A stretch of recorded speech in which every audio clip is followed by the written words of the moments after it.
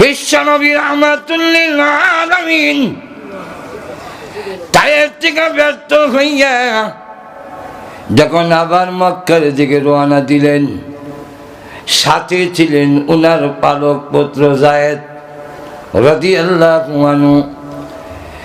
কাফেররা যখন, যুবকরা যখন পাহাড়ের গিরিপথে পাথর নিয়ে দাঁড়ায় গেল রাসূলের উপরে মারার জন্য, আল্লাহ নবী মাথায় হাত রেখে জমিনে বসে পড়লেন। যুবকরা এসে জোর করে নবীকে দাঁড় করাইলেন। একবার নয়, তিনবার এইভাবে ওনাকে দাঁড় করালেন। সেদিন নবী বুঝতে পারল বসতে দিবে না, পাথর মারতে শুরু করলো। নবীজির শরীর মুবারকে পাথরের আঘাতে কেটে কেটে ঝর্ণার মতো যখন রক্ত ঝরতে শুরু করেছে, আল্লাহ নবী বলেন, যায়েদ রে, একটা কাপড় দিয়ে আমার রক্তগুলো মুছে ফেলো। হযরত যায়েদ রাদিয়াল্লাহু আনহু একটা কাপড় দিয়ে বিশ্বনবী রাহমাতুল লিল আলামিনের রক্তগুলো মুছতে লাগলেন। আউযু বিল্লাহি মিনাশ শাইতানির রাজীম। বিসমিল্লাহির রহমানির রহিম।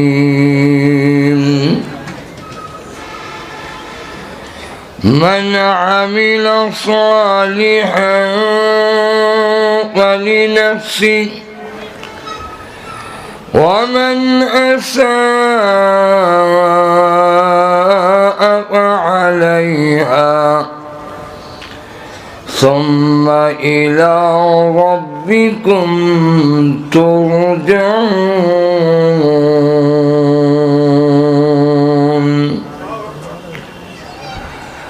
عن أبي هريرة رضي الله تعالى عنه قال قال رسول الله صلى الله عليه وسلم بادروا بالأعمال فتكونوا فتنا كقطع الليل المظلم يصبح الرجل مؤمنا ويمسي كافرا ويمسي مؤمنا ويصبح كافرا يبيع دينه بعرض من الدنيا. صدق الله العظيم وصدق رسوله النبي الكريم. اللهم صل على سيدنا ومولانا محمد وعلى آله وأصحابه وسلم. اللهم صل على سيدنا ومولانا محمد وعلى آله وأصحابه وسلم.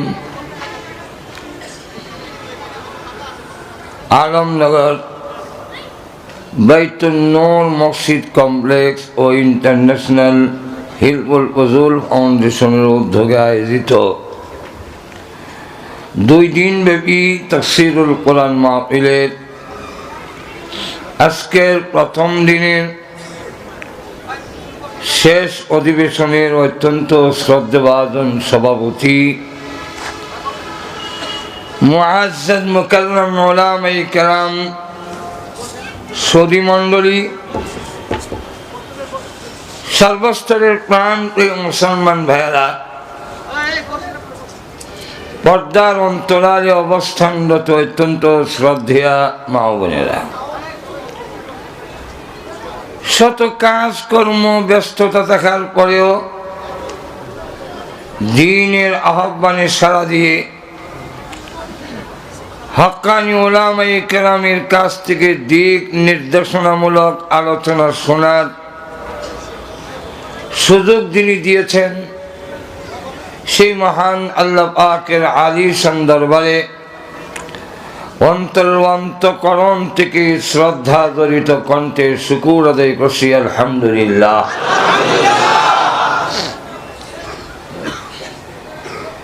আমি আপনাদের সামনে কোরআন শরীফের সূরাতুল জাসিয়ার 15 নম্বর আয়াতে কারিমা তেলাওয়াত করেছি। রাসূল করিম সাল্লাল্লাহু আলাইহি ওয়াসাল্লামের রেখে যাওয়া অসংখ্য হাদিস থেকে আবু হুরায়রা রাদিয়াল্লাহু আনহু বর্ণিত একখান হাদিস আপনাদের সামনে পেশ করলাম। আয়াতে কারিমার আলোচনা শুরু করার আগে আয়াতটা যাতে বুঝতে সুবিধা হয়, আনুষঙ্গিক কিছু আলোচনা আপনাদের সামনে রাখতে চাই। এই পৃথিবীতে যত জিনিস আছে, যত বস্তু আছে, সকল বস্তুকে দুই ভাগে ভাগ করা হয়েছে। এক প্রকার বস্তু চৌকে দেখা যায়, আরেক প্রকার বস্তু আছে চৌকে দেখা যায় না। কিছু জিনিস আছে দেখা যায়, কিছু আছে দেখা যায় না। যেই জিনিস দেখা যায় এর পিছনে যারা শ্রম দেয়, মেহনত করে, ওই জিনিসটার দাম বাড়ে। তার দাম দুনিয়া এবং আখিরাতে কোথাও বাড়ে না।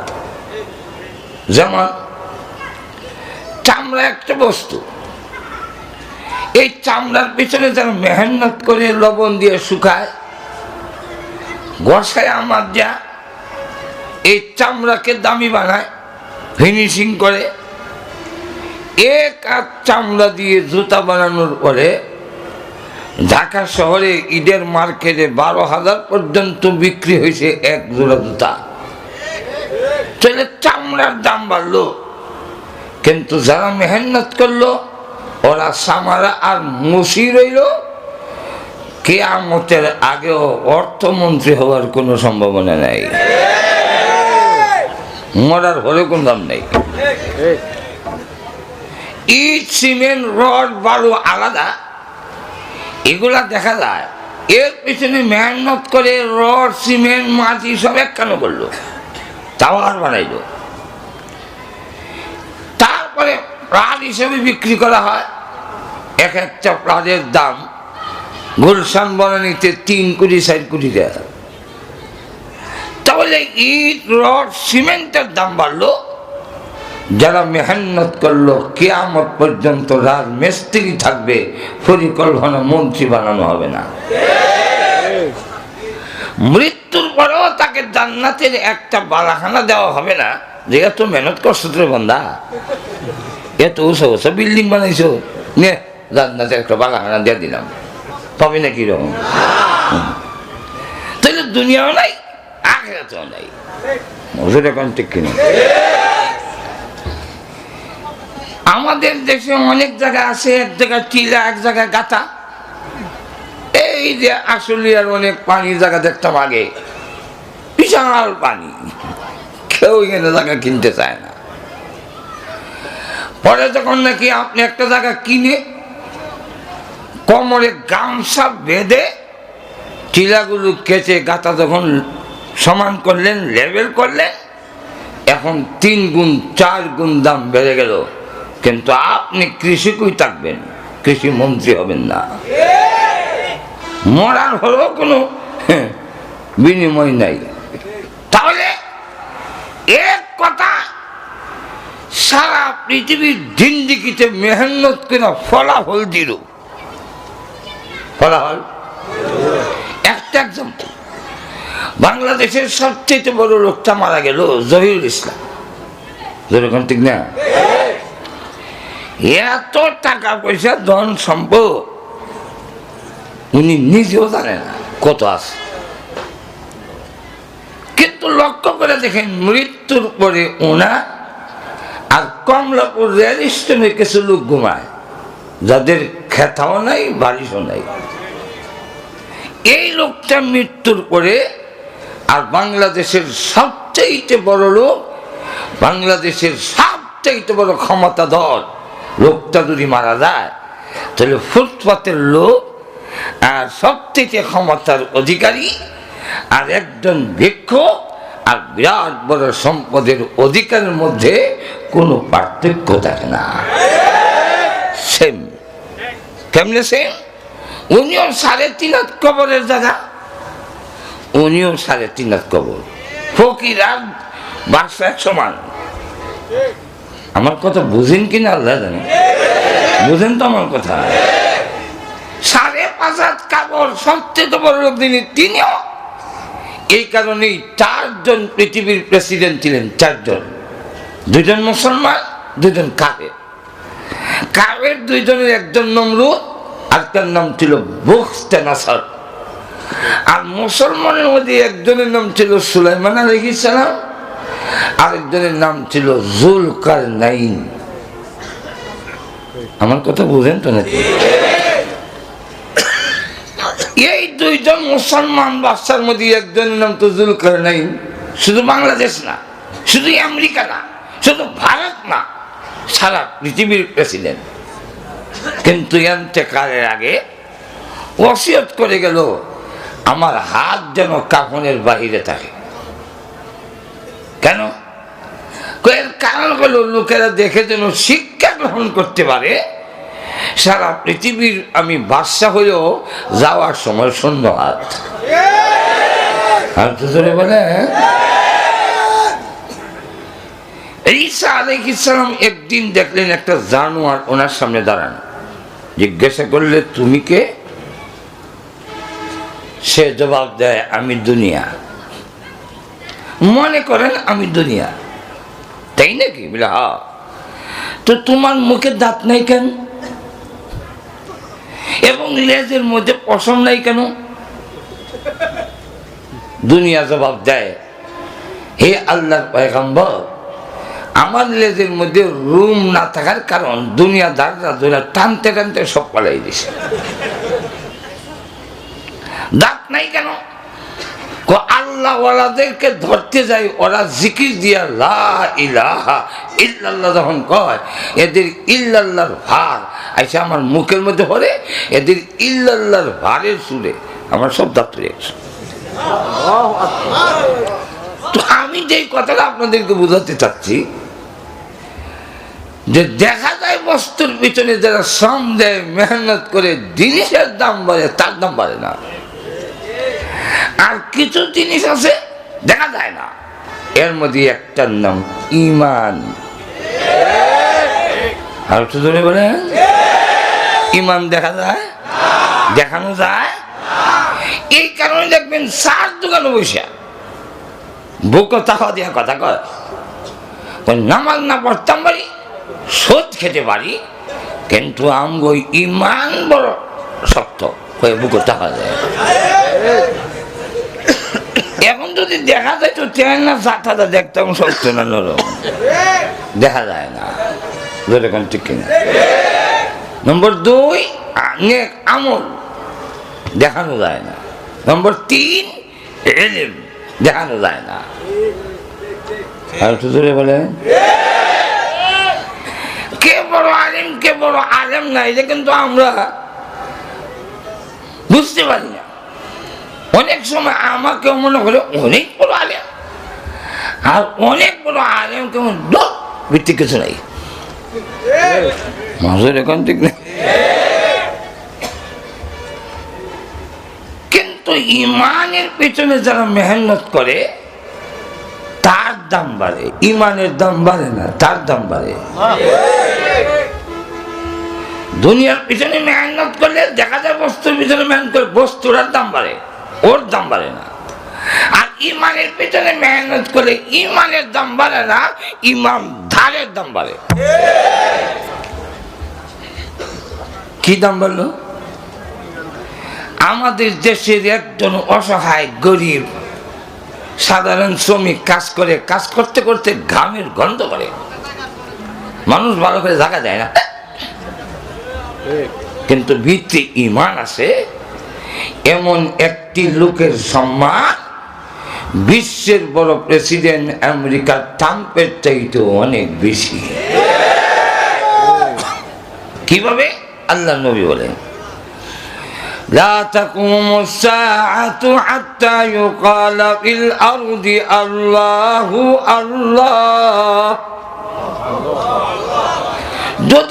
যতদিন আল্লাহ আল্লাহ, নামাজ নাই, রোজা নাই, কিচ্ছু নাই, কিন্তু ভিতরে আল্লাহ আছে। কি আছে? আল্লাহ আল্লাহ উচ্চারণ করার মতো যতদিন পর্যন্ত একজন ঈমানওয়ালা পৃথিবীতে বেঁচে থাকবে, আল্লাহ আসমান জমিন ভাঙবেন না, সবকে খাওয়াবেন ঈমানদারের খাতিরে।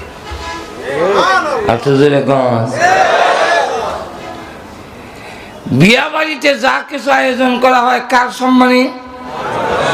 আর শুধু বলেন, বর না গিয়া যদি বরের বাপ যায় খাওয়াইব? যদি কয় বিয়াই ছেলেটা কই গেল খুঁজতে পাইলাম না, আমি আর বাপ জন্ম দিছি আর আমি, খাওয়ান দেন, খায়া যাই, পরে দেখ মনে হে কই গেল, খাওয়ান দেবে? বর জামাই সম্মানে খাওয়ানোর আয়োজন, কিন্তু আশেপাশের লোকরা খাওয়ায় কিনা? আত্মীয় স্বজন, বরযাত্রী, বাড়ির কুত্তা বিলাই, ওরাও খায়, খায় সম্মানে খাইল, কিন্তু কুত্তায় বুঝে খার সম্মানে খাইছে, কুত্তায় বুঝে। কুত্তা যখন দেখে জামাই নাক রুমাল দিয়ে বেরোইছে, গালি দিতে বকা দিতে দেরি করে না। ইদার অর্থ হইল তুই কাদা, এই বেটা ই বাড়ির তুই কাদা, যার সম্মানে খাইলো তারে হয় তুই কাদা। কুত্তা যেভাবে বোঝে না জামার সম্মান, ঠিক তেমনি ভাবে বেঈমান কাফেররাও বোঝে না ঈমানদারের সম্মান। যেই মুমিনের সম্মানে খায় তাকে জঙ্গিবাদ করে বকা দেয়। কুকুরের সুযোগ পাইলে জামাইয়ের ফায়ার গুছার মধ্যে কামড় দিয়ে ধরে, বেঈমান কাফেররা সুযোগ পাইলে মুসলমানের মাথার মধ্যে বোমাও মারে। কেন? কুত্তার কাফের মিল। এটা ধরে বলেন কিভাবে? হাদিস দিয়ে মিলাম, না আমার মুখের কথা। আল্লাহ রসুল বলেন, আদ-দুনিয়া জীবাতুন ওয়া তালিবুহা কিলাব।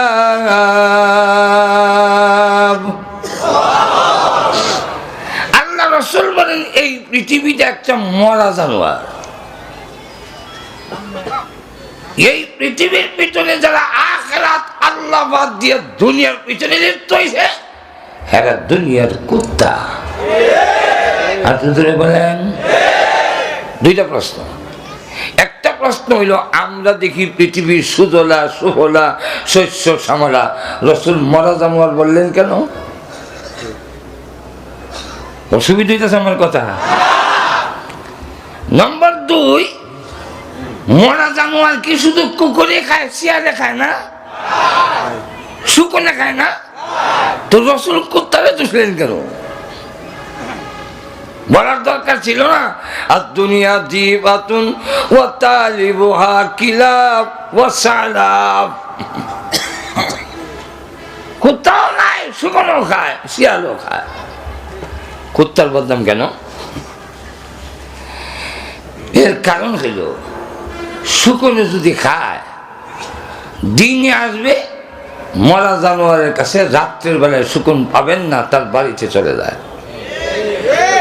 একটু ধরে কন। শিয়ালে যদি রাত্রে খায়, দিনও পাইবেন না, তার ওই গর্তের ভিতরে চলে গেছে। আর কুত্তা যদি মরা ভাই, বাড়িও বলে তার মালিকও ভুলে যায়। ঠিক তেমনি ভাবে এই দুনিয়া পাইয়া যারা তার মালিক আল্লাহকে ভুলে গেল, পরকালের বাড়ি ভুলে গেল, সব বাদ দিয়া দুনিয়ার মরা জানোয়ারের পিছনে লিপ্ত হয়ে গেল। হে আর কুত্তা এক। মরা জানোয়ার বললো কেন? বলবো যাত্রাবাড়ি দিয়া কি কোনোদিন এদিকে গেছেন কেউ? আর তো ধরে বলেন আজ থেকে 10 বছর আগে আমি যাত্রাবাড়ি বড় মসজিদের খতিব ছিলাম। তখন 10 বছর এক নাগারে তো যখন যাত্রাবাড়ি ওই দিক দিয়ে আসতাম, নাকের মধ্যে ডিভা দিয়ে আসতাম, দুর্গন্ধ সব শহরের ময়লা নিয়ে হলায়, যেরকম ঠিক না? তুই এখন যদি কেউ দেখে বলে সুজলা সুফলা সোনার যাত্রাবাড়ি, তখন যারা আগের দৃশ্য জানে ওরা হাসে আর কয় তুমি তো দেখো বালাখানা, আর আমি দেখি ঢাকা শহরের সমস্ত ময়লা আবর্জনার দুর্গন্ধ। ঠিক তেমনি হবে আল্লাহর নবী বলেন, ও আমার উম্মতেরা, তোমরা তো দুনিয়ার উপরটা দেখো, দুনিয়ার ভিতর দেখো না। তোমরা শুধু সুজলা সুফলা দেখো, আর আমি নবী হওয়ার কারণে এই দুনিয়ার ভিতরটা দেখি পচা দুর্গন্ধে ভর্তি, আসল জিনিস না।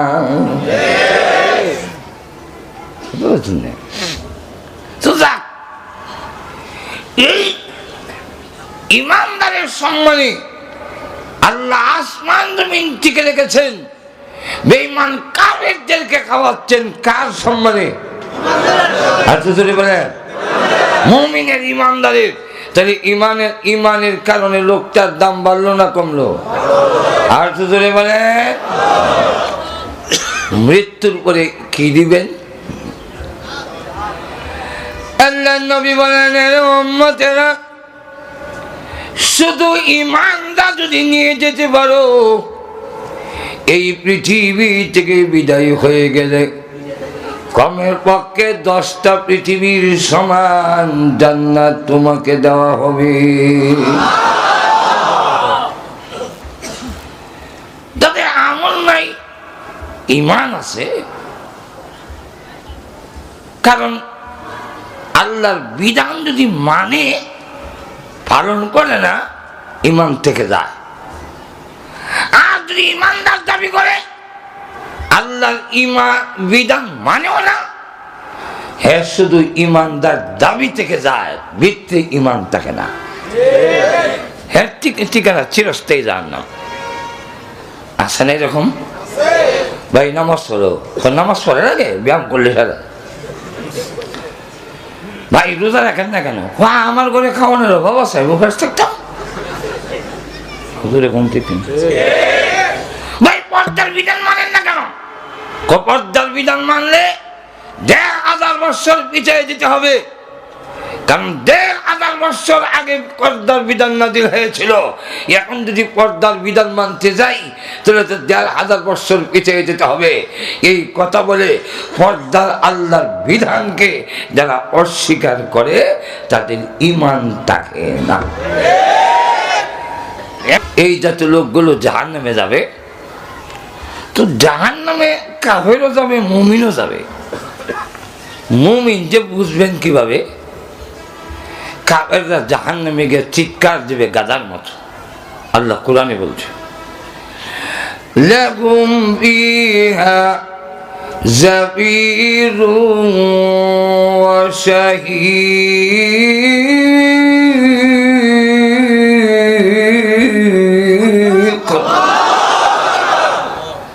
গাধার মতো চিৎকার দিবে। আমার চ্যাংনা ভেঙে দিছে, আমার ভিড়টা ভেঙে দিছে। আর যারা গুনাহগার, ঈমান আছে আমল নেই, এই লোকগুলো জাহান্নামের ভিতরে গিয়ে কাঁদবে আর বলবে, ইয়া হান্নানু ইয়া মান্নান এটা কেন? দেখবেন মার কাজে যদি ডিস্টার্ব করে সন্তানে, একটা থাপ্পড় দিয়ে ভিড়ের মধ্যে কিল দিয়া দূরে বসায় দেয়। কোনো বাচ্চা কান্দে আর কয় আমার গালটা মানে গেছে, আমার ভিড়টা ভেঙে গেছে, হ্যাঁ, মা একবারও চায় না। আর কোনো বাচ্চা আছে কান্দে আর কয় আম্মা গো, আম্মা গো, আম্মা। মা তখন অনেক কাজ থাকলো মাঝে মাঝে জবাব দেয়, এই সিলাস করে, হ্যাঁ কয় আমি সিলাইলে তোমার কি হয়েছে?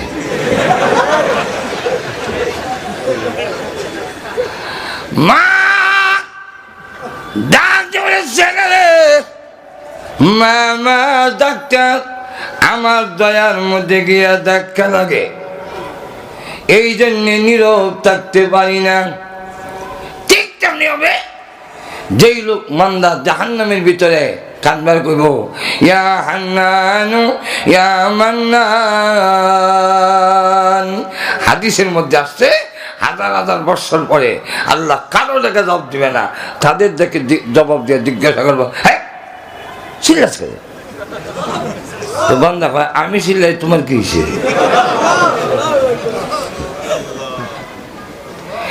আল্লাহ ডাক দেবেন বান্দা রে,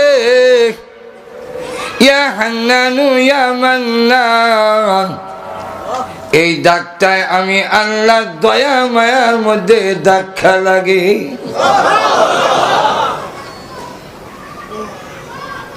তাহলে আমাদের দুজকে দিছে কেন? ওতে নামাজ পড়লি না কেন? অনক কি চাস? সে চিন্তা করে দেখে যদি কই জান্নাত দাও, খুব বাড়ি বাবা, নামাজ নাই, রোজা নাই, হালাল হারাম নাই, জান্নাত চাস কয় জাহান্নামের কিনারে নিয়ে দাও। আর কিছু চাইবি না? আল্লাহ আল্লাহ বলেন আরো যে চাইবে আমি জানি। আচ্ছা ঠিক আছে, হ্যাঁ জাহান্নামের কিনারে নিয়ে দাও। তো আবার কিছুদিন ইয়া আন্নানু ইয়া মান্নান, আল্লাহ বলে এখন চিলাস কান? আল্লাহ জান্নাত আর জাহান্নামের মাঝখানে রেখে দাও না। আর কিছু চাইবি না? আল্লাহ বলেন জান্নাত আর জাহান্নামের মাঝখানে রেখে দাও। তো জান্নাত আর জাহান্নামের মাঝখানে রেখে দিল। কিছুদিন পরে আবার কানে ইয়া আন্নানু ইয়া মান্নান। আল্লাহ বলে এখন কান্দোস কেন? জান্নাতকে দেখায়া জান্নাতের কথা কয় না, জান্নাতের সামনে বিশাল একটা গাছ, সে বলে ওই গাছটার ছায়ার তলে নিয়ে যাও না, আগ পাইতেছে। তো আল্লাহ বলেন আর কিছু চাবি? না না আর কিছু, গাছের নিচে রাখলো। এবার কান্দে ইয়া আন্নানু ইয়া মান্নান। আল্লাহ বলেন এখন কান্দোস কেন? এখন আর কি বাকি রইল? আল্লাহ আমাদের দেশে বাংলাদেশেও যারা বড় লোক তাদের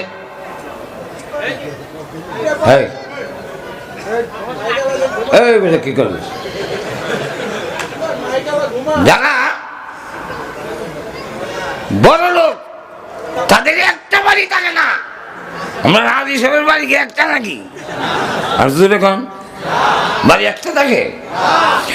বড় লোক যারা তারা অনেক দামি বাড়িও থাকে, আর কিছু কিছু জায়গায় এমনি ভরে দিয়েছে কোনো কাজের না, আছে না? যখন একবারে গ্রাম এলাকায় অনেক বাড়িঘর থাকে যেখানে ওই বাঁশ বেড়া টিনের ছালা এই জাতীয় ঘর এমনি বলেছে, কেউ যায় না।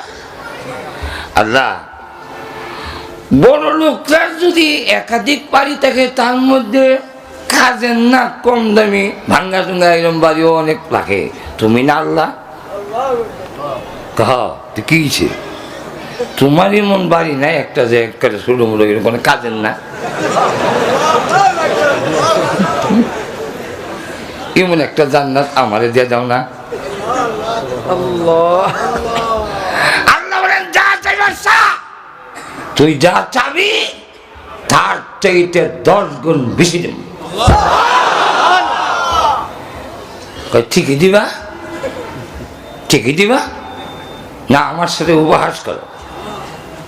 আল্লাহ রসুল এই হাদিস বয়ান করতে গিয়ে হাসতে হাসতে রসুলের দাঁত মোবারক বের হয়ে গেছে। এই জন্য এই হাদিস বয়ান করার সময় হাসি তখন সুন্নাত।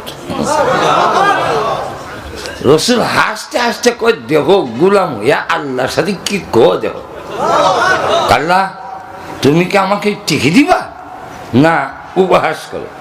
আল্লাহ বলেন হ্যাঁ দেব, তবে তুই যা চাবি তা দেব না, 10 গুণ বেশি নেব। কেন? তুই চাবি বন্দার শান অনুযায়ী, আর আমি দেবো আল্লাহ হিসাবে। আরো আসতে করেন, মহিলারা শুনে নেব আপনার আওয়াজ। আর জোরে বলেন আল্লাহু আকবার। এখন লক্ষ্য করে দেখেন, খলিফা হারুন রশিদের কাছে এক বিধবা মহিলা গিয়ে বলল, খলিফা মহোদয় আমাকে একটা শিশে আতর দেন, আমার মেয়ের অনুষ্ঠান বিয়া। তো খলিফা বললেন এই মহিলাকে একটা ড্রাম আতর দিয়ে দাও। বেটি চাইছি কি আর দিছেন কি? তো জিজ্ঞাসা করলো, খলিফা মহোদয় মহিলা তো এক শিশি চাইছেন, আপনি ড্রাম দিলেন কেন? মহিলা চাইছে মহিলার শান অনুযায়ী, আর আমি দিছি খলিফার শান অনুযায়ী। আমার কাছে ফকির আইলে যদি আমি 10 টাকা দেই, লোকেরা দূর থেকে করবো মার হাবা মার হাবা, ওদের 10 টাকা দিচ্ছেন বহুতটা দিচ্ছেন। আর হাজি সাহেবের পকেট থেকে বাইর করে যদি 10 টাকা দেয়, কব রাজা রয় না দনে আর কুমারের রয় না বনে। মজুর এখন ঠিক না, উনি এত কোটি কোটি টাকার মিলিয়ন টাকার মালিকের 10 টাকা দিল কেমনি? এখন ঠিক কিনা? আল্লাহ বলে তুমি চাবে বান্দার শান অনুযায়ী, আমি দিব আল্লাহর শান অনুযায়ী। প্রভু তাই যদি হয় পৃথিবীর সমান দাও। আর আসতে কই পৃথিবীর সমান দাও দেখি। তুমি যখন কইছো চাইতাম, চাইছি পৃথিবীর সমান দাও, আল্লাহ তখন বলবেন বান্দা বান্দি রে, আমি আল্লাহ তোমারে জান্নাত দিলাম 10টা পৃথিবীর সমান। এটাই হলো আমি আল্লাহর সবচাইতে শুরু জান্নাত। থানভী রাহমাতুল্লাহ লেখছেন ওনার কিতাবে জান্নাতের মিসকিন। ঘুমে গেছে যে লোকটা 10টা পৃথিবীর সমান জান্নাত পাবে, সে হলো জান্নাতের মিসকিন। তাহলে যিনি বড় লোক তিনি কত বড় জান্নাত? বলবো কিছু আর একটু জোরে বলেন। বড় জান্নাতের নাম জান্নাতুল ফেরদৌস। জিবরাইল একদিন রসুলের সামনে এসে বলেন, হে আল্লাহ রসুল, আমি আল্লাহর কাছে দরখাস্ত করছিলাম, আল্লাহ তুমি তো তোমার বান্দাদের জন্য জান্নাতুল ফেরদৌস বানাইছো, একটু দেখতাম যদি। আল্লাহ বলেন যাও দেখে আসো। তো আমি জান্নাতের ভিতরে গেলাম, গিয়া দেখলাম একটা মাঠ, এই মাঠটার নাম মসজিদ। আমি এই প্রান্ত থেকে এক মাঠের কিনার থেকে ওই কিনারে যাইতে গিয়া আল্লাহ আমাকে 600 নূরের পাখা দিছেন।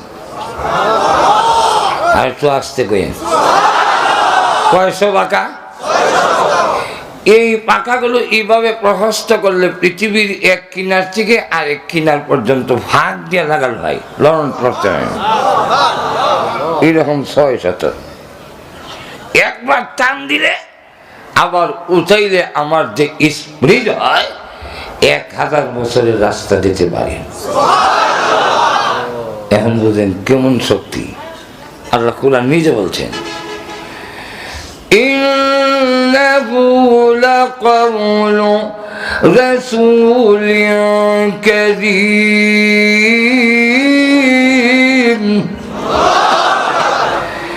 ذي قوة عند ذي العرش مكين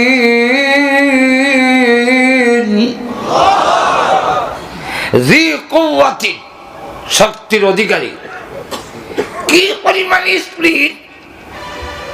ইব্রাহিম আলাইহিস সালাতু ওয়াস সালাম যখন তিনি ছুরি হাতে নিয়ে বলছেন আল্লাহু আকবার, ইসমাইলের গলায় লাগাই দিবেন। কয় ঘন্টা হলে লাগাইবেন? আমার কথা বললে কিছু হ্যাঁ না কয়ে, ঘন্টা আছে, মিনিট আছে। আল্লাহু আকবার বলার পরে আল্লাহ হুকুম দিলেন জিবরাইলকে। জিবরাইল তখন সিদরাতুল মুনতাহা, 7 আসমানের উপরে, 7 আসমান, প্রত্যেকটা আসমানের মাঝখানে এরকম গ্যাপ আছে। এই 7টা আসমান বাড়িতে আরেকটা গ্যাপ, এই গ্যাপের পরে একটা বড়ই গাছ। রসুল বলেন বড়ই গাছটা দেখে এসেছি, এক একটা পাতা হাতির কানের মতো, এক একটা বড়ই বড় বড় মটকার মতো। মুহাদ্দিসিনে কেরাম বলেন দুনিয়ার আল্লাহ বাদকিরায় ওজন দিলে এক একটা বড়ই 12 মণ ওজনের হবে। সেই বড়ই গাছের নিচে জিবরাইল বসা। আল্লাহ হুকুম দিলেন জিবরাইল জান্নাত থেকে একটা লোহার টুকরা আর একটা দুম্বা নিয়ে যাও, ইসমাইলের তুথার নিচে ওই লোহার টুকরাটা ধরে রাখবে যাতে করে ইব্রাহিম ফুসানির কামটা সেরে নেয়। বলে কেন? বলে নবী স্বপ্নে দেখছিলেন পৌঁছাইতেছেন, জবে হয়েছে কিনা দেখেন নাই, কিন্তু গোসাইতেছেন উনি দেখছিলেন। অতএব নবীর সভন মিথ্যা হতে পারে না, গোসানি পর্যন্ত যেতে হবে। আর দুজনে না আল্লাহু আকবার। আর গোসানিত গিয়ে গোসা দিলে নবী হোক, অলি হোক, জবই হোক, তাই লোহার টুকরা ধরে রাখবা, গোসানির কাম শেষ করুক।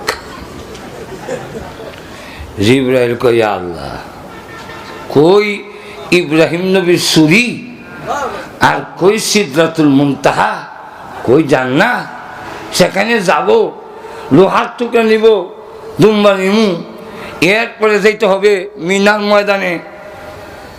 ছুরির ফলে গেলে হইব। জিবরাইল বলেন এত শক্তি থাকার পরেও আমার শরীরের এমন কোনো পশম নাই যেখান দিয়ে ঘাম বের হয় নাই। সমস্ত নূরের পাকা ছেড়ে দিয়ে টান দিলাম, আমি মিনার ময়দানে এসে দেখি ছুরি যায়নি, এখনো যাইতেছে, এর আগে আমি পৌঁছে গেছি। আরো 2টা জায়গা আছে, বলবো না, বলে ফেলবো।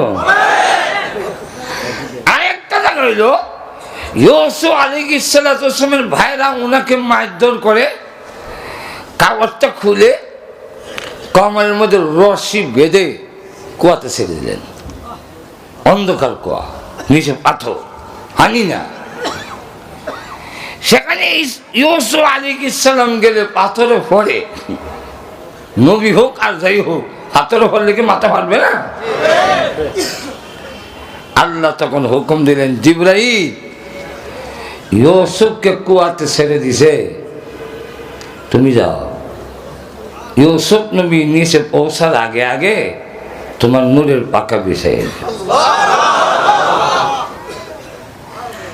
জিবরাইল কয় আমি কই আর কুয়া কো,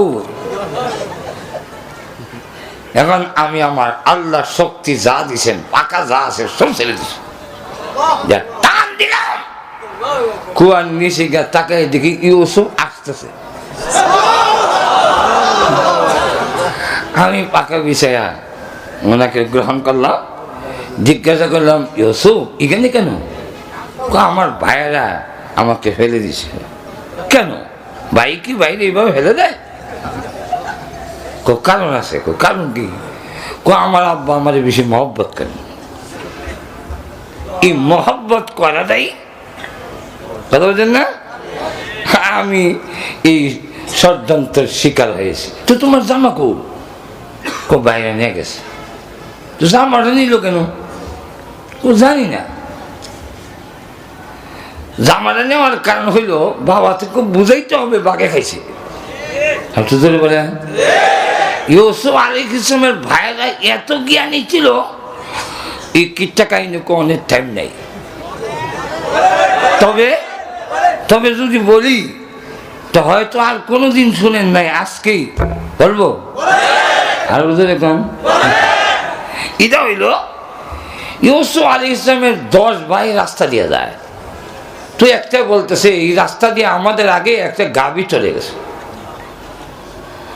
সাথে আরেকটা জবাব দেয়, হ্যাঁ এটার একটা চোখ নাই। আরেকবারে কয়, হ্যাঁ এটা 7-8 মাসের অন্তত গাভীন হবে। ওই মহল্লার একটা গাভী চুরি হয়েছে, এক চোখ নাই, 7-8 মাসের গাভীন। সেই লোক খুঁজতেছে গাভী, এখন দেখে সুর বাড়ির কাছে দেওয়া যায়। এই দাও, তোমরা আমার গাভী চুরি করছো। না না, আমরা হয় নম্বরে আমরা শুন না। তাইলে আমার গাভীর যে এক চোখ নেই কেমনে কইছো? আমার গাভী যে 7-8 মাসের গাভ, এটা কেমনে বললা? এবং এই রাস্তাটা যে গাভী গেল, বলদ তো হতে পারে, গাভী গেছে এটা কেমনে বুঝলা? আন্দাজ করে কইছি, বুদ্ধি খাটাইয়া। কহ বুদ্ধি খাটাইয়া এইভাবে হুব হয়ে যায়। চলো বাদশার দরবার। বাদশার দরবারে নিছে।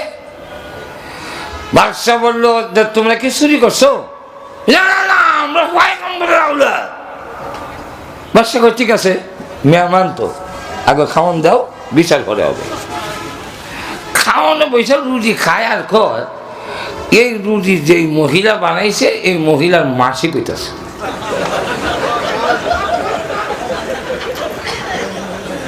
বাদশা দূর থেকে শুনতেছে, এরা যে কয়, খবর লিয়ে দেখে যে বান্দি রুটি বানাইতেছে ঠিকই তার মাসি করছে।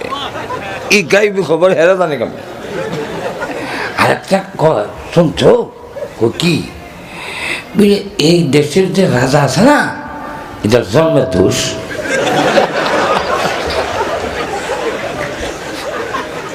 বাদশাও জানে তার জন্ম নিয়ে কিছু কথাবার্তা আছে।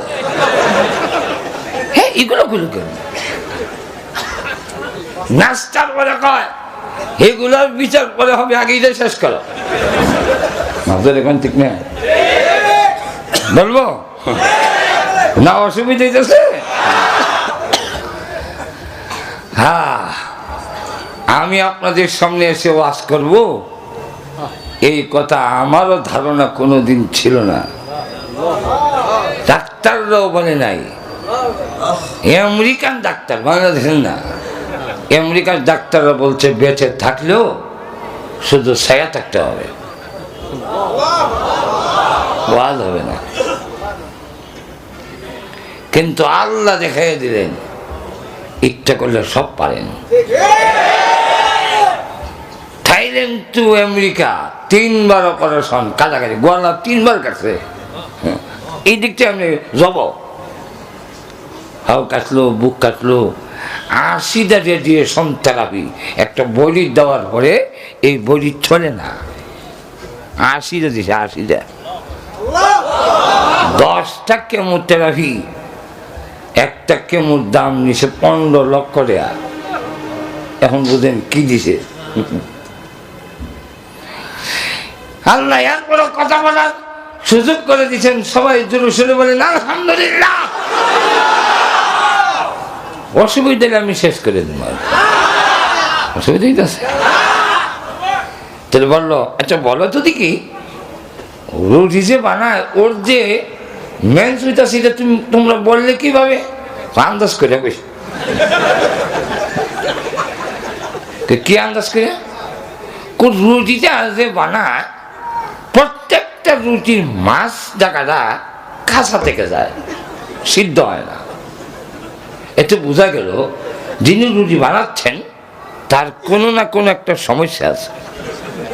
আর মেয়ে লোকদের মাসিক একটা সমস্যা তো আছে, এটা আন্দাজ করে বেশি যে এই মাসের কোনো সমস্যা না থাকলে রুটি যে মাঝখান কাঁচা দেয় এটা কইতারে না গেলে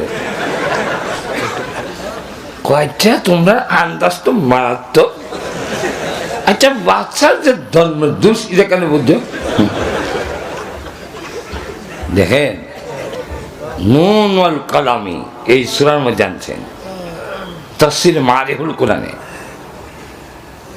ইহুদি হোক, খ্রিস্টান হোক, বৌদ্ধ হোক, নাস্তিক হোক, বৈধ পন্থায় যদি জন্ম হয়ে থাকে নবীকে গালি দিবে না। যারা নবীকে গালি দেয়, নবীকে নিয়ে কোষা রচনা করে, তাদের জন্ম বৈধ হয় না।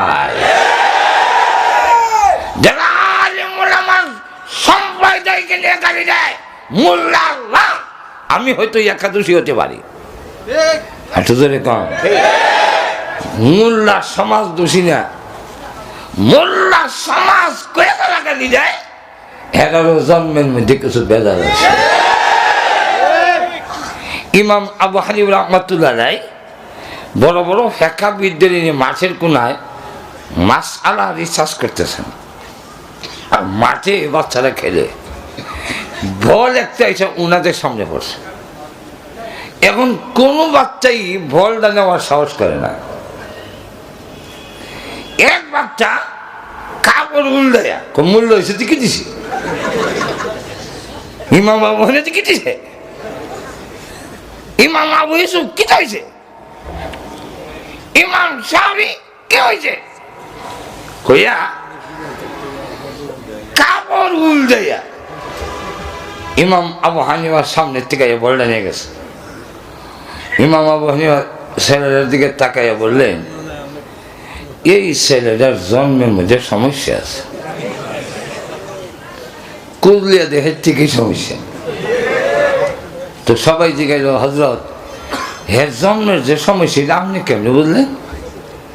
হের যদি জন্মের সমস্যা না থাকতো আলেমের সামনে এই আচরণ দেখাইতো না।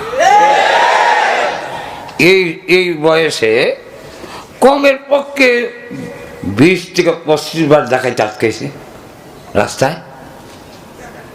তো কোনো ডাকা রাস্তা আটকানোর পরে ড্রাইভার যখন বলছে যে আনসারি হুজুর বাত্তিটা জ্বালিয়েছে, সঙ্গে সঙ্গে গাড়ির একটু আড়ালে চলে গেছে, সেখানে গিয়ে আসসালামু আলাইকুম হুজুর, অন্ধকারও দেখছি না তো, গাড়ির যে আপনি এটা জানতাম না, মাফ করে দিয়েন, বদলা দিয়েন না। তখন আমি বুঝলাম এটা ডাকাইত হইল, এটার জন্মটা ঠিক আছে। বলে আরো জোরে, নাইবে নবী, নবীর পরে স্থান হক্কানি উলামায়ে কেরামে। উলামা ছাড়া দিনে কোনো কাজ সঠিকভাবে পরিচালনা হবে না, হতে পারে না।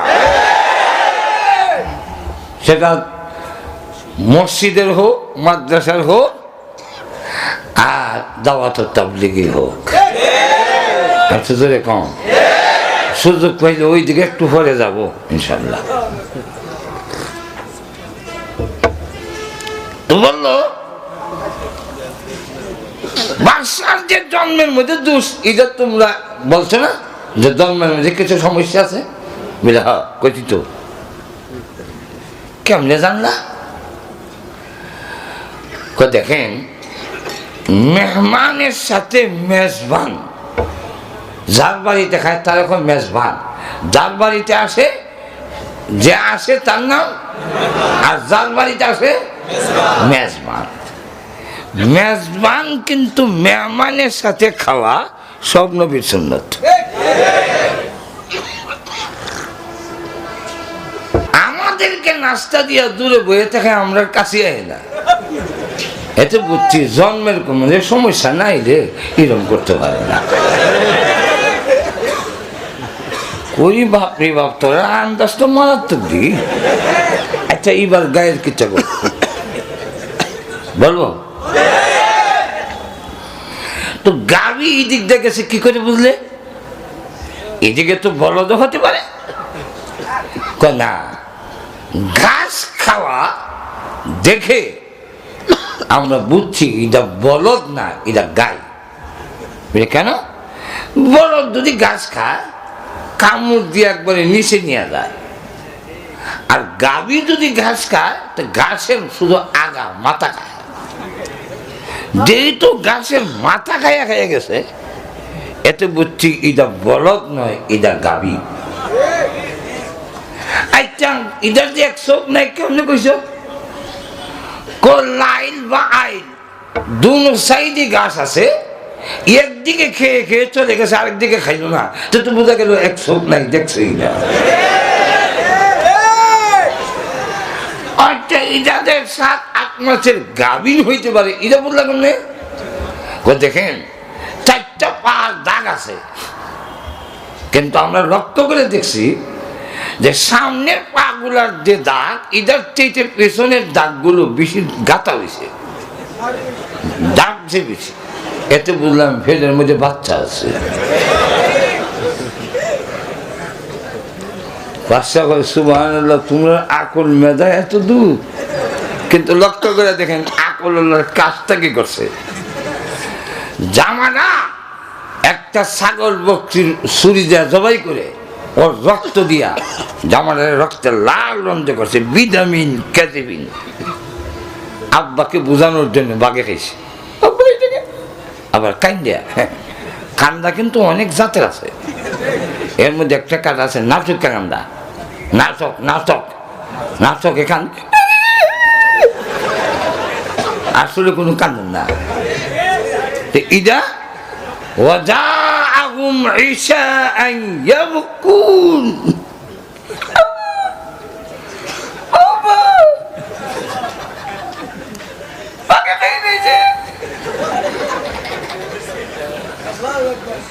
ইয়াকুব আলাইহিস সালাম জামাটা এইভাবে ধরে বলতেছেন, কেমন শিকারি বাঘে খাইলে রে, আমার ইউসুফ রে ভিতর থেকে খাইলি, জামাটা যে ছিলি না।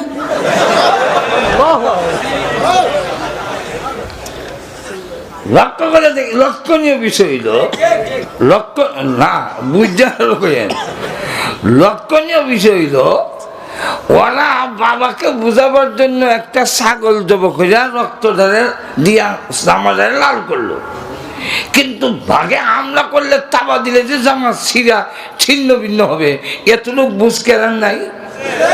আগের কিচ্ছার থেকে কি বুঝছেন না, আসেনি না নাই? তো ওরা ছুরি দিয়ে জামাটা ছিন্ন ভিন্ন করলো তো হইতো, কিন্তু ইদা করতে আল্লাহ ভুলাই দিছেন। কেন? যাতে খুনি ধরা পড়ে, অপরাধী ধরা পড়ে। এই কারণে পৃথিবীর যত খুন আছে, যত খুনি আছে, যত মেধাবী হোক, যত চালাক হোক, খুন করার পরে একটা না একটা ভুল করবি সে। এটা আল্লাহ করাইবেন। কেন করাইবেন? যাতে করে খুন উদ্ঘাটিত হয়। আমাদের দেশের প্রশাসন লোকেরা যদি সৎ হয়, আল্লাহর কসম করে বলি, একটা খুনও গোপন থাকবে না, থাকতে পারে না। ইউসুফ আলাইহিস সালামকে জিজ্ঞাসা করতেছেন যে আপনার জামাটা রেখে দিল, এইভাবে খালি গায়ে হলাই দিল। আল্লাহ কয় এত কথা কইও না, এত দেখাও কেন, জামা হলাই দাও না। আল্লাহ জামা হম গো, আরে তার গলার মধ্যে একটা জামা আছে, গলার লটকানো একটা জামা আছে। তাফসীরে মাযহারিতে আল্লামা সানাউল্লাহ হানিফুতি রহমাতুল্লাহ লেখেন, ইউসুফ আলাইহিস সালামের গলার মধ্যে তাবিজের মতো একটা লটকানো। আল্লাহ বলতেছেন, জিবরাইল, ইদার ভিতরে একটা পাঞ্জাবি আছে। আরো আসতে পারেন সুবহানাল্লাহ, বের করো বের করো। আল্লাহ এখানে পাঞ্জাবি করতে গেল দেওয়াস না, ইয়ারা টান দিছে পরে দেখে পাঞ্জাবি খালি লম্বা হয়, লম্বা হয়, লম্বা হয়, লম্বা হয়, লম্বা হয়। এই পাঞ্জাবি করতে গেল বলে, এটা জান্নাতি পাঞ্জাবি। তো জান্নাতি পাঞ্জাবি কেন গেল কেমনে বলবো? বলবো না, বদলটা মিলে। তাহলে এটা শুনেন, ইব্রাহিম আলাইহিস সালামকে নমরুদ যখন ওনাকে উলঙ্গ করে ফেললো, আগুনে ফেলে দিবে, তখন ইব্রাহিম নবী কাঁদতে লাগলেন, আল্লাহ আগুনে নিক্ষিপ্ত হব এটা আমি 1000 বার রাজি, কিন্তু বাবা মার সামনে পয়গম্বররা সবচেয়ে লাজুক, আমাকে উলঙ্গ করবে। আল্লাহ এটা বলো আমার কাছে কষ্টকর, আল্লাহ বলেন জিবরাইল জান্নাত থেকে পোশাক নিয়ে ইব্রাহিম নবীরে ভরাই দাও। ইব্রাহিম নবী আগুনে ঝাঁপ দেওয়ার আগে ওই জান্নাতি পোশাক পরে আগুনের ভিতরে ছিলেন, যার হলে এটা হয় ফায়ার প্রুফ, ওয়াটার প্রুফ নয়, ফায়ার প্রুফ, বুলেট প্রুফ নয়, ফায়ার প্রুফ, আগুন ভিতরে ঢুকে না।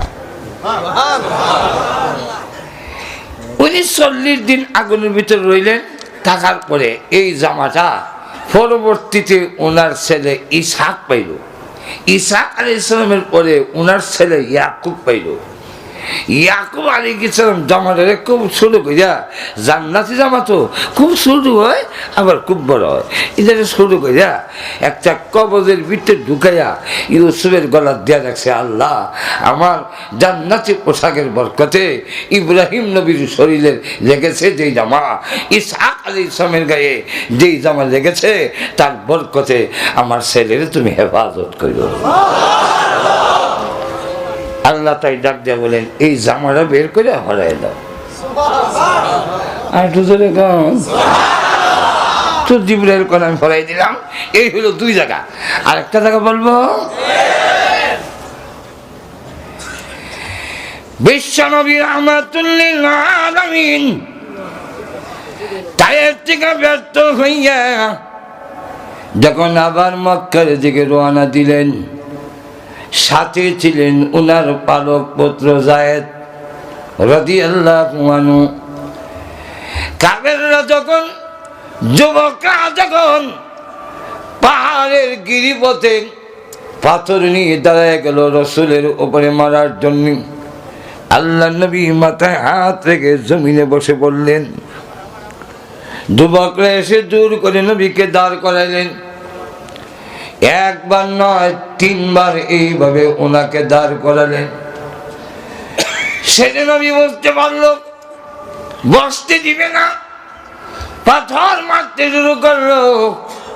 নবীজির শরীর মোবারকে পাথরের আঘাতে কেটে কেটে ঝর্ণার মতো যখন রক্ত ঝরতে শুরু করেছে, আল্লাহ নবী বলেন যায়েদ রে,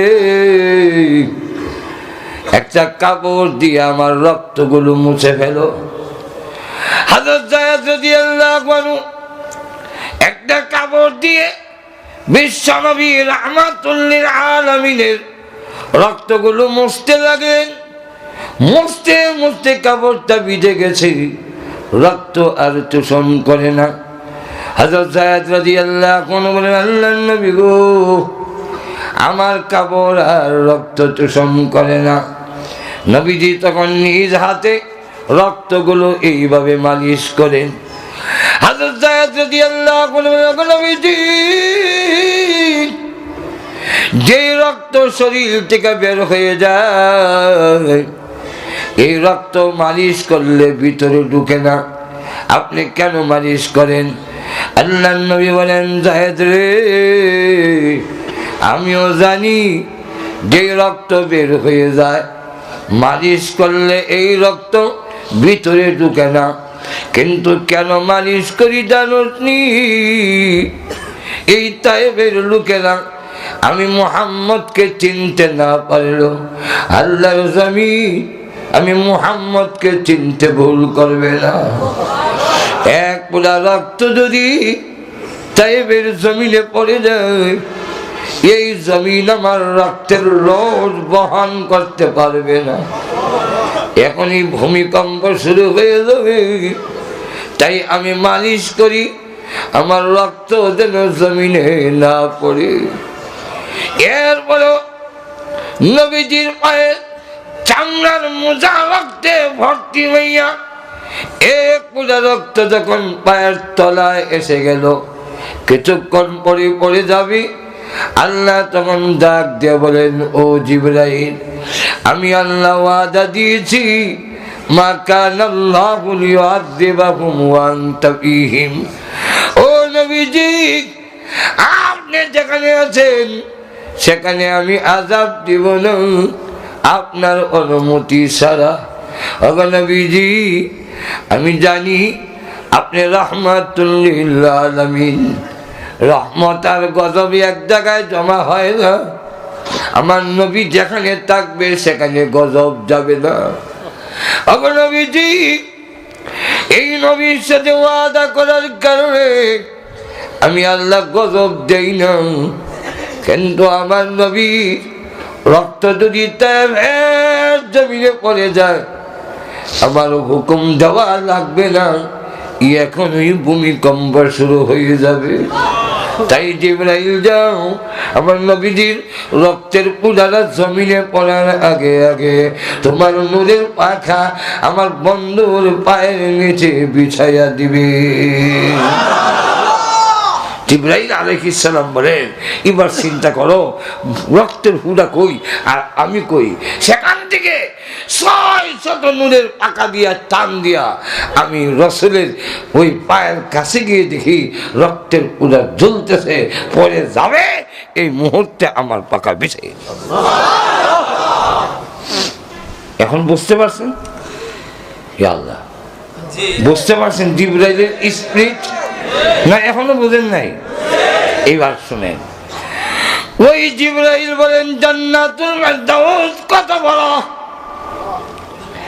জান্নাতুল ফেরদাউসের ভিতরে যে ময়দান, এক মাথা থেকে আরেক মাথায়, এক সাইড থেকে আরেক সাইডে যাওয়ার জন্যে আমি আমার 600 নূরের পাকা ছেড়ে দিয়া 1 ঘন্টা নয়, 1 দিন নয়, 1 সপ্তাহ নয়, 1 মাস নয়, 1 বছর নয়, আমার পেশাব নাই, পায়খানা নাই, আমার খাওয়া লাগে না, আমার ঘুমানি নাই, ঘুম লাগে না।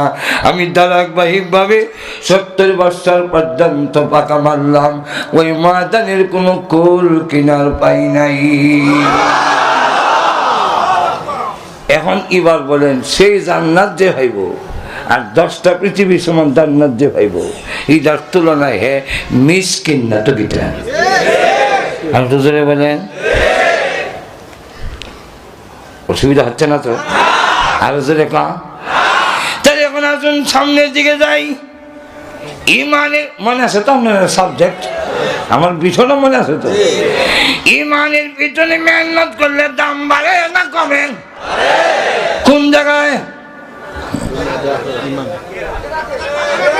দুনিয়াত না,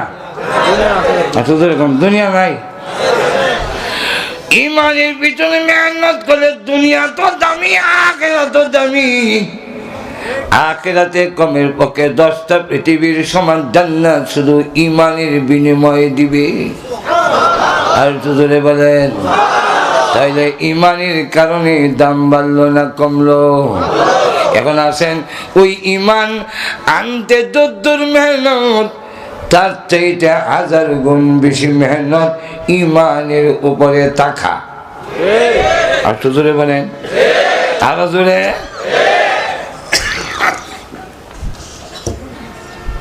ইমান নাই, পরীক্ষা নাই।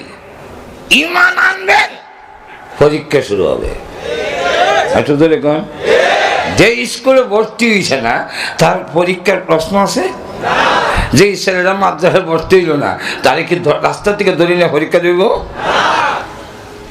ঠিক তেমনি হবে, ইমান আনার পরেই শুরু হবে পরীক্ষা। একটু ধরে কন। তাহলে ইমান আনা যদ্দুর সহজ, ইমান আনা সহজ, খালি ইসলাম ঢুকে দেওয়া, কিন্তু ইমানের উপরে টাকা তার চাইতে 1000 গুণ কঠিন। আর তো কম।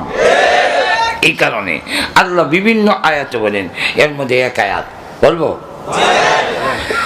ইয়া আইয়ুহাল্লাযীনা আমানু আমিনু বিল্লাহি ওয়া রাসূলি।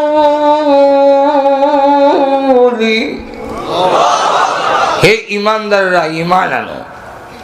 ইমানদাররা আবার ইমান আনলে কিভাবে? অন্য আয়াতে বলে, ইয়া আইয়ুহাল্লাযীনা আমানু হাল আদুল্লুকুম আলা তিজারা তুনজিকুম মিন আযাবিন আলীম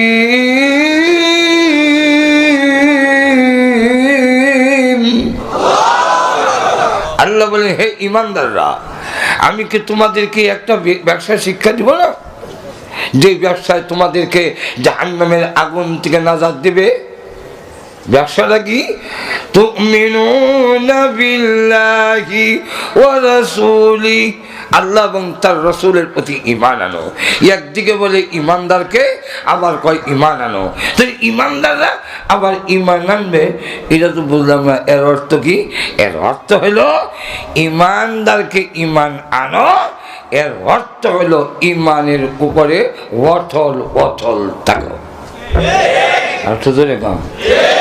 অন্য আয়াতে বলেন, আল্লাহ বলেন, ইন্নাল্লাযীনা ক্বালু রাব্বুনাল্লাহ সুম্মা ইসতাকামু,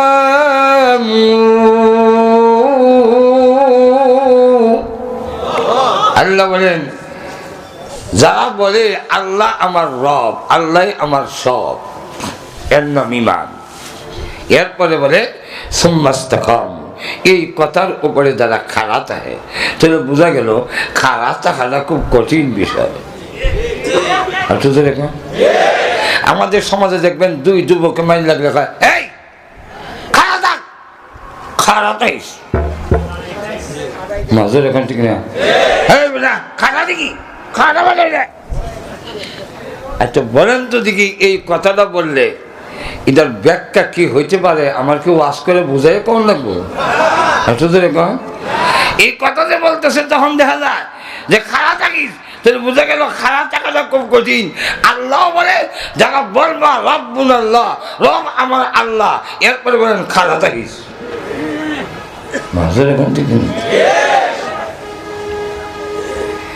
এক সাহাবী রাসূলের কাছে এসে বলি, ইয়া রাসূলুল্লাহ, আমি এত বড় শিক্ষিত না, এত জ্ঞানীও না, আমি গ্রামের মানুষ, আমি এই লম্বা ওয়াজ মনে রাখতে পারি না। এত লম্বা ওয়াজ মনে রাখা যায় না। আমার শর্টকাট কোনো ওয়াজ আসেনি, সংক্ষেপ যে ওয়াজ আমি শুনলে জিন্দিগি তার ওয়াজ যেন শোনা না লাগে, এমন একটা ওয়াজ করে দেন। আর আমি যদি এটা আমল করি, মৃত্যুর সাথে সাথে যেন জান্নাতে যাই, এমন একটা ওয়াজ আমারে করে। আর একটু দেখুন, প্রথম নম্বর হইল ওয়াজ লম্বা হইতো না, সঙ্গে হইতো। 2 নম্বর হইল এমন ওয়াজ হবে যে ওয়াজ জিন্দিগিতে যেন আর শোনা না লাগে। 3 নম্বর হইল মৃত্যুর পরে যেন জান্নাতে যাই। বলবো? আর একটু জোরে কোন বলবো? আল্লাহ রাসূল বলেন, কুল আমানতু বিল্লাহি সুম্মা ইসতাকিম। 2 কথা। প্রথম নম্বরে তুমি বলবে আমি ঈমান আনলাম আল্লাহর উপরে, এরপরে এই কথার উপরে অটল অচল থাকবে, খাড়া থাকবে, নড়বে না কোন অবস্থা। যেরকম ঠিক কিনা? তাহলে কি হবে যদি না নড়ি? আল্লাহ বলেন অন্য আয়াতে, তাতানাজ্জালু আলাইহিমুল মালাইকা,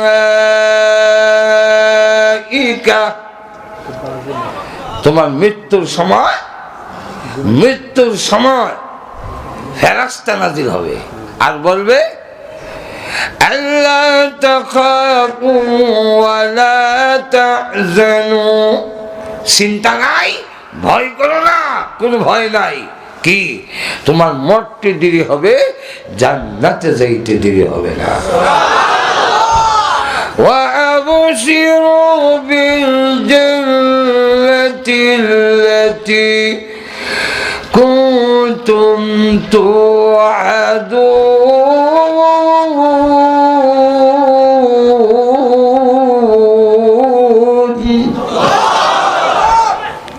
যদি আমি আল্লাহ আমার রব এই কথা বলার পরে খাড়া থাকতে পারো অটল অচল, শিরিক করো না, বেদাত করো না, আল্লাহর বিধান ছেড়ে দিও না, নাফরমানিতে লিপ্ত হইও না, খাড়া থাকতে পারো, মরতে দেরি হবে, জান্নাতে যেতে দেরি নাই। তাই বিপদ আসবে ঈমান আনার পরে, ঈমান আনার আগে না। আল্লাহ অন্য আয়াতে বলেন, অন্য আয়াতে বলবো কোরআন আয়াত হলো أحسب الناس أن يتركوا أن يقولوا آمنا وهم لا يفتنون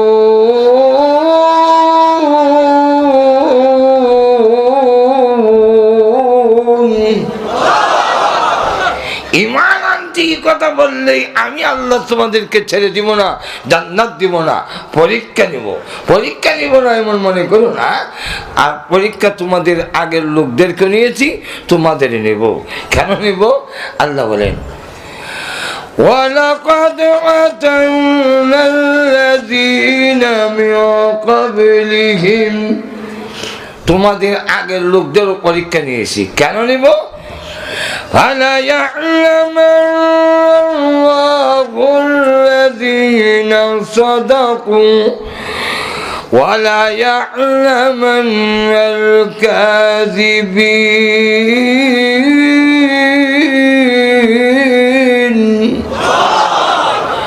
ইমানের দাবিতে কে সত্যবাদী আর কে মিথ্যাবাদী, এটা প্রকাশ করার জন্যে আমি পরীক্ষা নেব।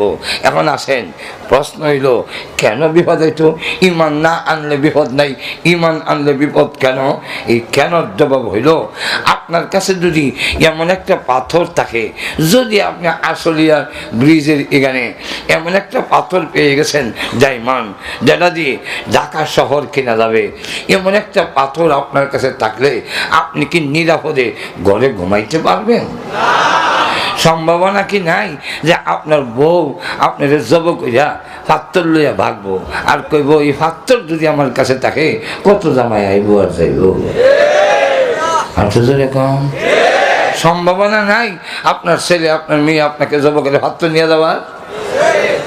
কম যদি বাইরে থেকে হামলা করে তাহলে দাওয়ার কমতি কোরআন না, ক্লাসিন গ্রুপ, এনএমজি, মিশিগানিয়া এমন হামলা চালাবে পাথর নেওয়ার জন্যে, তখন আপনি বলবেন হাত যাক, ঠ্যাং যাক, এমনকি মাথাও যদি চায় মাগার হাতটাও ছাড়তাম না। মাঝের এখান থেকে কিনে তাহলে যেই পাথর দিয়া ঢাকা শহরটা কিনা যায়, এটা রাখলেই যদি এত বড় বিপদ, আপনার ভিতরে ইমান নামক এমন বস্তু যেটা দিয়া 10টা পৃথিবীর সমান জান্নাত কিনা যায়, এটা আপনার কাছে থাকবে আর আপনার উপরে কোনো টর্চারিং হবে না, তা হতে পারে না। আর তো এখন ইমানদার ইতিহাস নমরুদ থেকে নিয়ে রোহিঙ্গা পর্যন্ত যে সাহস ছাড়তে পারি, ইমান ছাড়তে পারি না। আর তো এখন ইমান ছাড়বে না, পিটিয়া মারিয়া ইমান নিতে পারে না, এটার ইতিহাস নাই।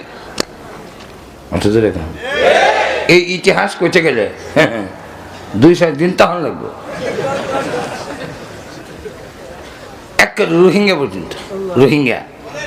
রোহিঙ্গা পর্যন্ত রাখেন না, রোহিঙ্গা পর্যন্ত তারা না নদী রক্ত রঞ্জিত জীবনের সমস্ত কামাই করা ধন সম্পত্তির দিয়ে রাস্তার ভিখারি হয়ে গেল, এমন লোকও আছে। যেরকম নাই এমন লোক আছে বাচ্চা কাচ্চা ছেড়ে দিয়ে এসে বলছে নাই, এমন লোকও আছে যে আদরের স্ত্রী ওপারে রেখে চলে আসছে, মা বাপ পেলে চলে আসছে। কেন? ইমানের কারণে। যেরকম ঠিক কিনা? আরো রোহিঙ্গা পর্যন্ত প্রমাণ করেছে মা বাপ ছাড়তে পারি, স্ত্রী সন্তান ছাড়তে পারি, না নদী রক্তে রঞ্জিত হতে পারে, কিন্তু এক মুহূর্তের জন্য ইমান হারা হতে পারে না। এর কারণটা হইল, যদি সন্তান হারাই আমি মৃত্যুর পরে আবার সন্তান পাবো, আমি যদি স্ত্রী হারাই কিয়ামতের দিন স্ত্রী আমি আবার পাবো। আল্লাহ আমার স্ত্রীকে আমার কাছে এনে আঙ্গুল ধরাইয়া বলবেন জান্নাতে যাও। আর তো মানে এক সাহাবী, আল্লাহ রসুল 3 জনের কথা বলছেন। প্রথম বলছেন যায়েদ ইবনে হারেসা সেনাপতি, সে যদি শহীদ হয়ে যায়। 2 নম্বর আব্দুল্লাহ ইবনে রাওয়াহা, সেও যদি শহীদ হয়ে যায়। 3 নম্বর জাফর ইবনে আবি তালিব, সেও যদি শহীদ যায়। 3 নম্বর হলো আব্দুল্লাহ ইবনে রাওয়াহা, সেও যদি শহীদ হয়ে যায়। তোমরা যারে মন চায় তারে বানাইও। এই 3 সাহাবী বুঝতে পারলেন রাসূল আমাদের নামের পরে যখন যদি শব্দ লাগাইছেন আমরা আর ফিরে আসবো না। রাসূলও বললেন যার বাড়ির থেকে বিদায় নিয়ে আসো, জিহাদে যেতে হবে। হযরত যায়েদ ইবনে হারেসাকে, হুজুর আমি আপনার পালক ছেলে, আপনার কাছ থেকে বিদায় নিয়ে চলে যাব। উনি এখান থেকে চলে গেলেন। জাফর ইবনে আবি তালিব তিনি গিয়ে ওনার ওয়াইফকে বললেন, ওনার বউরে বেগম সাহাবাকে বললেন, সবসময় তো দোয়া আমি করি, তুমি আমিন করো, আজকে তুমি দোয়া করো, আমি আমিন করো। তো উনি দোয়া করতেছেন, আল্লাহ আমার স্বামীকে বীর বিক্রমের মতো লড়াই করার তৌফিক দিও। স্বামী বলে আমিন। আল্লাহ আমার স্বামীকে গাজী বানাইয়া আমার কাছে তুমি ফিরত দিও। আমিন না কইয়া তরবারির উল্টা ফিট দিয়া হাতের মধ্যে আঘাত করে দোয়া শেষ করো। আল্লাহর রসুলের বিরুদ্ধে তোমার দোয়া কবুল হবে না, আর কবুল হোক এটা আমি চাইও না। আমি চলে যাই জেহাদে, আমি জেহাদে চলে যাই। তো আব্দুল্লাহ ইবনে রাওয়াহা তিনি গিয়ে ঘরের দরজার সামনে দাঁড়িয়ে দেখে বউ কোরআন শরীফ পড়তেছে ঘরে। তো বলল, বেগম সাহেবা আসসালামু আলাইকুম। হ্যাঁ, এটা কোন জাতের সালাম আজকে? বাইরের থেকে জেহাদে যাই, তোমার হক আদায় করতে পারি নাই ঠিকভাবে, মাফ করে দিও, আর হাসরের দিন দেখা হবে। তো ঘরে আছে ঘরে আসবো না কেন?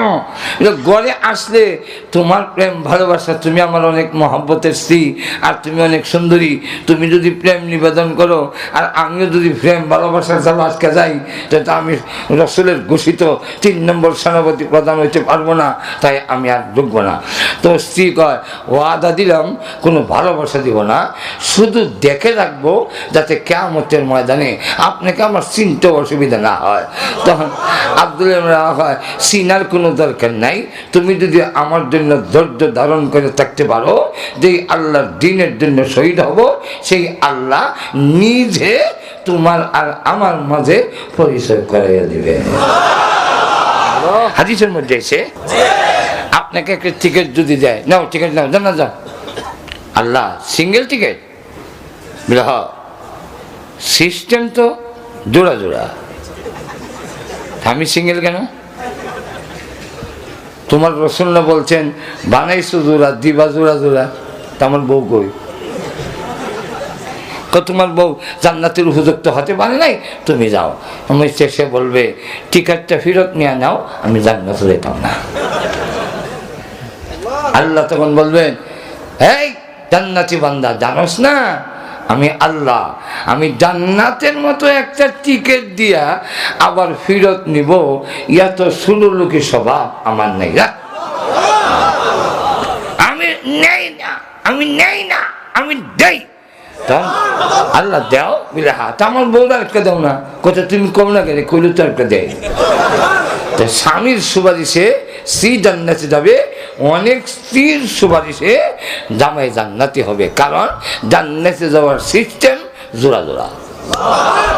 আপনারা আবার বলতে পারেন বাঙালি খুব চালাক, তো বাঙালি আমি যে বিয়ে করছি না, জীবনে বিয়া করলো না, যে বলে মরে গেল, হে বউ হইব বই। রাসূল বলেন মরিয়মের কোনো স্বামী নাই, আসিয়ার স্বামী ছিল ফেরাউন, জান্নাতে যেত না। এই কারণে এই দুইজনকে আমার সাথে জোড়া লাগিয়ে জান্নাতে দেওয়া হবে। এইভাবে শাহজালাল মধ্যে যদি এমনি বিয়া করে নাই, এরকম আরেক মহিলা যার বিয়ে হয়েছে না, তার সাথে জোড়া লাগাইয়া এরপরে জান্নাতে দেওয়া হবে, অর্থাৎ জোড়া লাগাইয়া জান্নাতে দেওয়া হবে। তাহলে মৃত্যুর পরে জান্নাত আমি আমার বউ পেয়ে যাব, আমি আমার ধন সম্পদ হারাইলেও জান্নাত পাবো, এর চাইতে বেশি ধন সম্পদের মালিক হব। আমি জীবন যদি চলে যায় জীবন পাবো, কিন্তু ঈমান যদি চলে যায় মৃত্যুর পরে ঈমান পাবো না। এই কারণে পৃথিবীর ইতিহাস হিজায়া মারিয়া কারো ঈমান নিতে পারে না, বরং ঈমানদারের ঈমানের উপরে কোনো খোসা যদি দেওয়া হয় তাহলে ইমানদারের ইমানের জোশ আর স্প্রিট আরো বাড়ে। আরে তো কান বাড়ে না কমে? আরে তো কান